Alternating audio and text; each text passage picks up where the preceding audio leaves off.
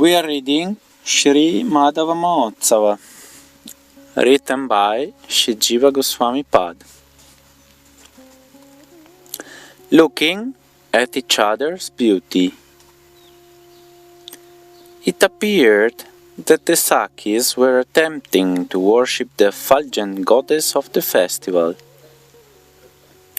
They seemed to accept the forms of Lakshmis who could fulfill desires, being the accumulation of pious actions for all eyes. Radha sprinkled them with the shower of her own beauty. By that, the creepers of their bodies bloomed. Radha appeared like a swan, with her movements and the jingling of her ornaments. With their eyes, they stole the beauty of the lotuses of her 2 feet. With full hips and breasts, she appeared golden in all her limbs. Seeing this, the Sakis became paralyzed, and their complexion turned reddish. They took shelter of Radha's feet. Some Sakis held the lotus hands of others. Their faces became bright with smiles, as if they had washed and wiped their faces by exchanging joking words with Radha. As Radha's shoulders slightly shook, her earrings glittered. That beauty conquered the movement of the creepers and their flowers. The clatter of their jeweled ornaments was like the buzzing of the bees around the flower buds of Radha's words. Covered with the constantly falling pollen from the flowers and the incessant flow of perspiration, they appeared like rows of kadamba flowers, as goosebumps of ecstasy appeared. After inquiring about family affairs to those bringing gifts in their hands, Radha satisfied everyone with her cheerful, love-laced words. Radha's form, luster, aroma, graceful movements, and the sound of her words and ornaments fully blossomed. The Sakis felt that having darshan of Radha was the good result of hundreds of sukritis. They developed such greed for seeing Radha that they desired the eyes of everyone in the arena in order to gaze upon Radha's wonderful form.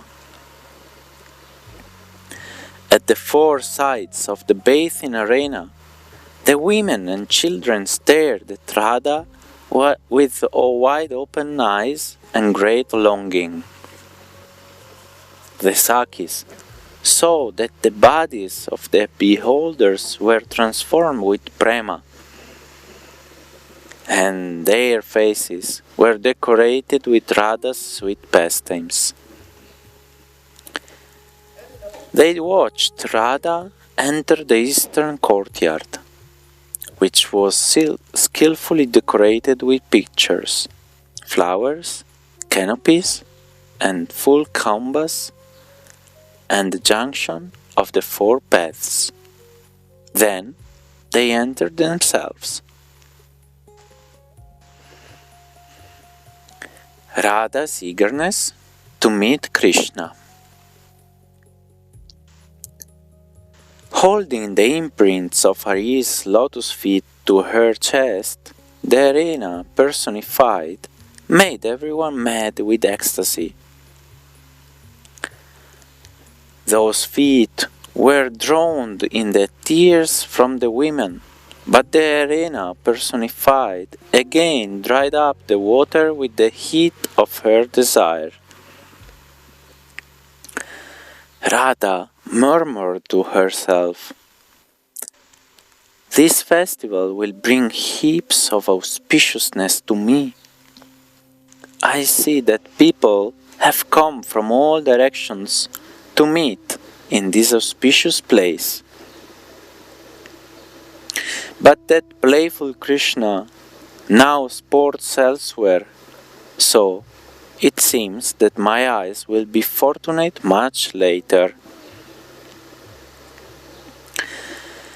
If the all-pervading aroma of the mind-stealing Hari appears, why should it disturb the assembled people as it does me? If they smell his fragrance, will they not fix their gaze on his arrival? Is Madhava now playing close by? Why am I looking for him in all directions? Meeting place of 4 roads, crafty place, all of your limbs have kissed the lotus feet of Madhava. You are worshipable by me. Give me mercy by your compassionate glance, so that I can eternally attain Sham in Vrindavan. Do I see that jewel among men under the big Kadamba tree in the distance, surrounded by his friends? Absorbed in the beauty of his limbs, my eyes cannot move elsewhere. Radha found perfection by mumbling like this to herself while longing for Krishna. In the heart of one dedicated only to Krishna and absorbed in his various pastimes, both meeting and separation, and favorable and unfavorable conditions mix in the free flow of ras. Within meeting there is separation, and within separation there is meeting.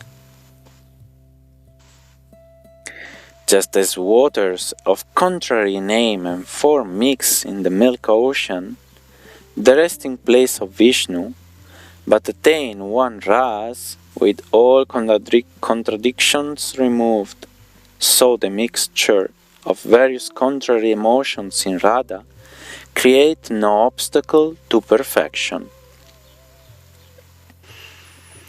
The arena marked by Hari's feet, in which Radha performed worship with various items on the occasion of the festival, also worshipped Radha, using its fruits and flowers as auspicious items and the assembled people as the flowers. Here, Radha blissfully offered various excellent items with her own hands, thinking, now the desired creeper is enjoying herself. The people, imbued with rasa, gazed at Radha with raised heads. Blessings of Purnamasi and Yashoda. After Yashoda, Purnamasi and the other elderly women satisfied Radha by blessing her again and again with body, mind, and words. They desired to send her home. Chapter Conclusion. Radha followed her elders home. Along the way, the devatas bathed Radha in a shower of celestial flowers. Having completed the adivas, the heroine of all eyes, filled with tears of bliss, returned home with the village women. All glories to Radha.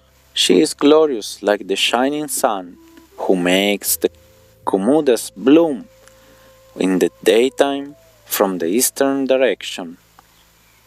gives happiness to the eyes, and who wakes the Padmas, keeps people awake everywhere at night, and who radiates astounding beauty in the dawn. Normally, the Kumuda flowers blossom at night, and the Padma lotuses blossom in the day. I eternally offer respects to beautiful Krishna, who is like the moon, pouring forth nectar to increase the bliss of the ocean. I offer my respects to Srila Rupa Goswami, the eternal servant of Krishna, who revealed to me the nectarian form of Krishna in Vrindavan, and who forever expands the limits of bliss within the ocean of the devotees' hearts.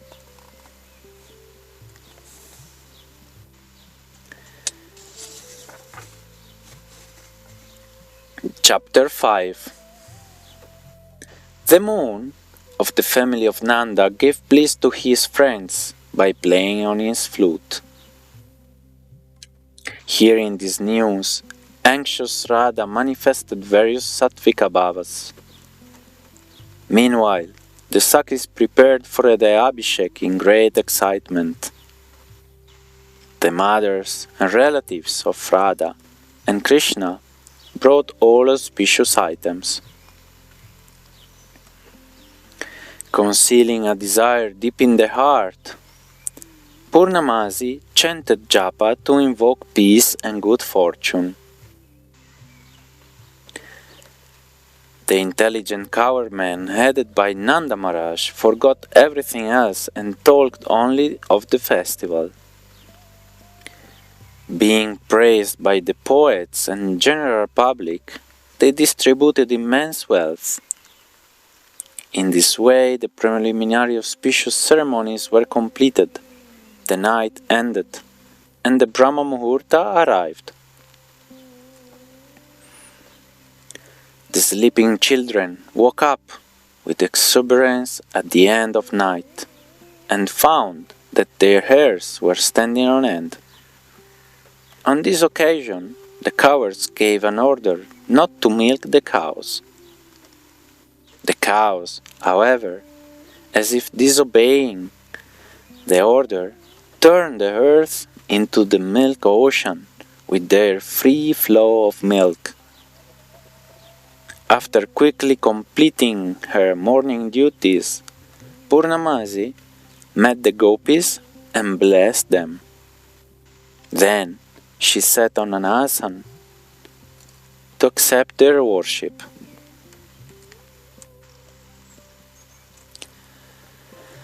Padma's opposition, Purnamasi's counterattack.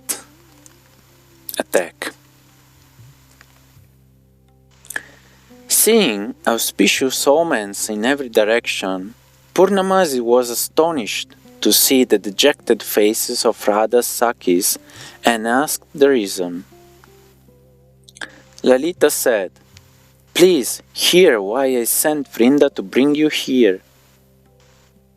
The light of moon always gives protection to the Kumuda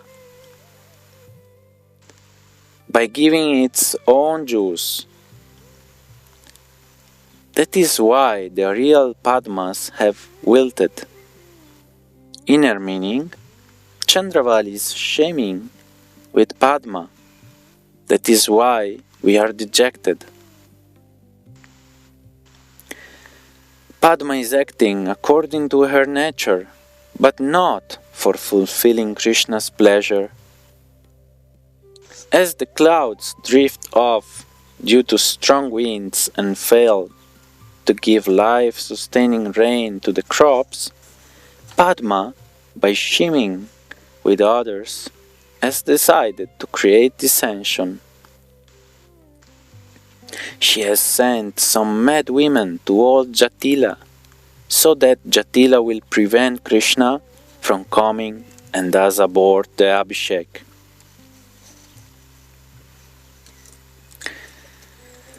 These women told Jatila, "We have come to you for your help. Today, by good fortune, your daughter-in-law will be installed with an Abhishek. But protect her from the eyes of Mukunda.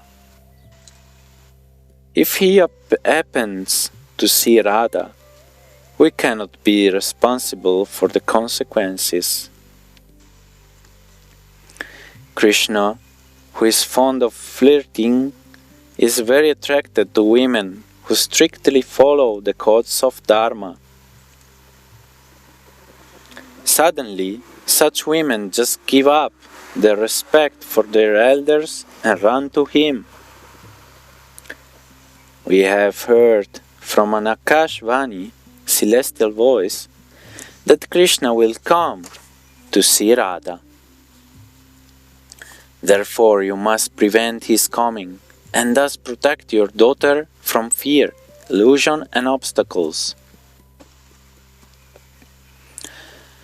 O Purnamasi, now hear what the old woman, Jatila, said on hearing the plan of opposition presented by the representatives of Padmasakhi. One should not hesitate to destroy another's life to preserve his own. Jatila said, "Let the Abhishek reject Radha and go to Rasatal, hellish planet." Inner meaning, I will prevent her from going. Fire on the moon, Krishna, who distributes his light to all, so that he cannot give pleasure to women. The shimming Jatila, with the help of the terrible Gopi Barunda, intends to bring along Barunda's son, Govardhan Mala, Chandravali's husband, to the Abhishek. What can I say about the character of Govardhan Mala? He is a follower of Kamsa and possesses all the Rajasic and Tamasic qualities of an Asura. Like the sky with its twinkling stars losing its glory when the cloud covers the moon, the Sakhis succumbed to anguish on hearing this news. Though Gokula was superbly decorated for the festival, it gave no pleasure to the Sakhis. As the full moon swells the fish-filled ocean with bliss, and then, spreading bliss to the nearby people, raises up the Chintamani jewel, Purnamasi, spreading bliss to the nearby people, Purnamasi revived the hearts of the gopis with closed eyes and gave bliss to the surrounding people as a brilliant thought arose in her mind. Purnamasi said, "O my children, give up your lamentation. The two obstacles, like Sunda and Upasunda, will mutually destroy each other. Those envious of the righteous destroy themselves." Purnamasi encouraged the Sakhis again to prepare for the Abhishek. But at the time Jatila arrived. After advising them, she informed Jatila of all that had taken place. All actions of pious people are accomplished simultaneously. The success of Radha's Abhishek and the thwarting of Jatila's plan. With her happy heart, Purnamasi told Jatila the ancient story of resisting the demons. First, she directly scolded old Jatila. Then she consoled her with sweet words and advised her in various ways. Purnamasi said, "O Jatila, Vraj is famous as a place that destroys sins. Thus, the people live here peacefully, without the presence of demons. In Vraj, therefore, what anxiety can there be for the Abhishek of your daughter-in-law in the presence of a peaceful soul like me? Catching Purnamasi's feet, Jatila said with tears in her eyes and a choked voice, "O Devi, know my daughter to be like a sacrificial altar who must be offered to qualified people. Please protect her." Inner meaning: know that Radha is to be offered to Krishna, the very form of the knowledge of love. So, do everything to make her qualified. In front of everyone, dependable Purnamasi appeased old Jatila and confidentially embraced Radha. Ordering the musicians to play, she then danced and danced. Purnamasi offered Radha back to the Sakis. Receiving Radha, they felt as if they had regained their own souls. When one's life is dependent on another, when one is brought back to life by another, or when one attains the goal of one's life, one feels immense gratitude.